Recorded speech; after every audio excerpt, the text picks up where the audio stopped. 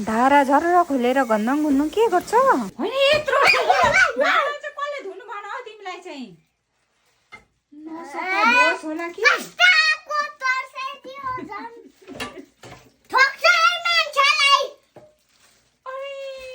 पो त के साह्रो रहर गरेको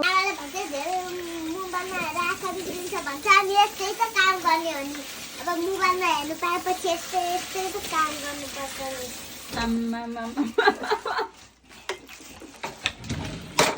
अनि यो हातमा चाहिँ के लाग्यो दुधो? पन्जन कहाँ थियो त्यो पन्जा चाहिँ? इया छोरी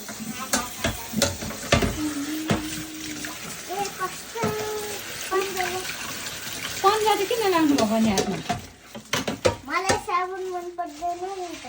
ए भाँडा चाहिँ धुने अनि साबुन चाहिँ मन नपर्ने? ए भगवान स्टाइल पनि अहिलेको बच्चाहरू हजुरलाई पढ्नु चाहिँ पन्जा फेरो हँ? अनि किनकि मैले लेखिसकेपछि पढौँ न भन्छ ठुलो बुक निकालेर अनि त्यही भएर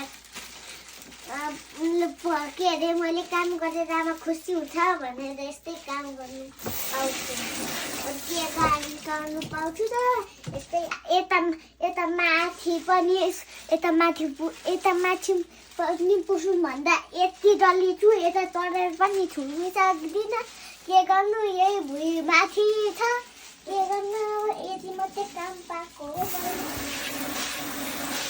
के काम